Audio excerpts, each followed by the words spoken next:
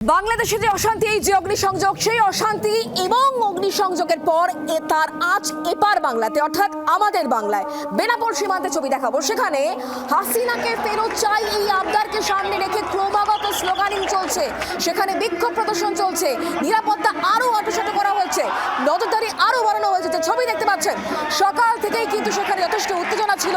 বেনাপোল সীমান্তে বাড়ানো হয়েছে আরো নজরদারি।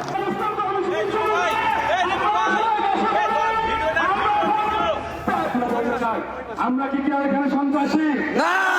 আমরা কি কেউ জঙ্গি না? আমরা আজকে এখানে কেন সমবেত হয়েছি আমরা স্পষ্ট করে বলতে চাই, আমাদের এই লড়াই ভারতের বিরুদ্ধে না, ভারতীয় আগ্রাসনের বিরুদ্ধে। তারা আমাদের প্রতিবেশী দেশ, তাদের সাথে আমাদের ব্যবসায়িক লেনদেন চলে, আমরাও চাই সেটা চলো, কিন্তু সেটা হবে ন্যায্যতার,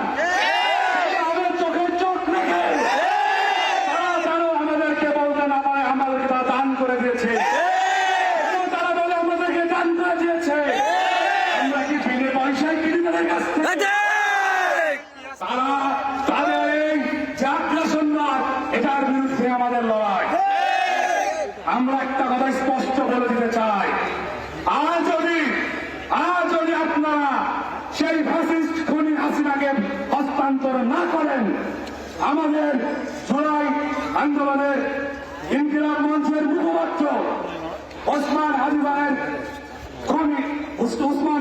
খুনি ফয়সালকে আপনারা যদি অতি দ্রুত হস্তান্তর না করেন, এই ভারতীয় হাই কমিশন বাংলাদেশে বন্ধ হয়ে যাবে। আবারও সে জুলাই আন্দোলনের হুঁশিয়ারি দেওয়া হচ্ছে এবং একই সঙ্গে ওসমান হাদির মৃত্যু, হাসিনাকে ফেরত দিতে হবে, এই সমস্ত দাবিতে স্লোগানিং, শাউটিং চলছে। তবে নজরদারি এই মুহূর্তে কোন পর্যায়ে আমরা সেটাই জানার চেষ্টা করবো, কথা বলবো অবশ্যই আমাদের প্রতিনিধির সঙ্গে। তবে তার আগে যে ছবি এই মুহূর্তে আপনারা দেখতে পাচ্ছেন, হাসিনাকে ফেরত দিতে হবে সেই দাবিকে সামনে রেখেই বেনাপোল সীমান্তে আজকে স্লোগানিং চলে।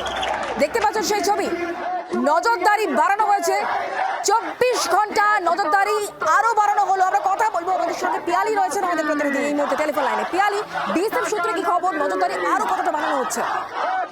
দেখো, এই মুহূর্তে বাংলাদেশের যে পরিস্থিতি তৈরি হয়েছে সেটা কিন্তু ভারতের পক্ষে বা পশ্চিমবঙ্গের পক্ষে অত্যন্ত উদ্বেগজনক। বিশেষ করে আজকে দুপুরের পরে যে ছবি সামনে এসছে, যেভাবে তারা লং মার্চ টু বর্ডার করেছিল এবং উন্মত্ত একেবারে বিক্ষোভকারীদের একটি দল, তারা বাংলাদেশের যে বেনাপোল সীমান্ত সেখানে তারা মার্চ করে অর্থাৎ মিছিল করে আসে। সেখানে সেই মিছিল থেকে একাধিক ভারত বিরোধী স্লোগান উঠতে থাকে এবং এই বেনাপোল সীমান্তের উল্টো দিকেই হচ্ছে এ রাজ্য বা ভারতের বেনাপোল সীমান্ত। ফলে অতীতে যে ধরনের ঘটনা ঘটেছে, কোনোভাবে যাতে জুলাই আন্দোলনের সময় যেভাবে আমরা তার ছায়া দেখতে পেয়েছিলাম এবং তার জেরে এখানে একেবারে যে নিরাপত্তা বাড়ানো হয়েছিল, একইভাবে কিন্তু বিএসএফ এর তরফ থেকে বেনাপোল সহ আশেপাশের যে সীমান্তগুলো সেখানে নিরাপত্তা বাড়ানো হয়েছে।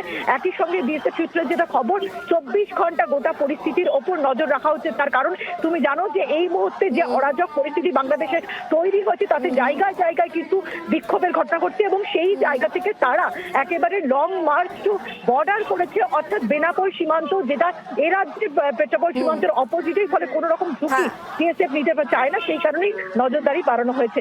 ধন্যবাদ পিয়ালি। বাংলার আওয়াজ, বাঙালির আবেগ, জি 24 ঘন্টা।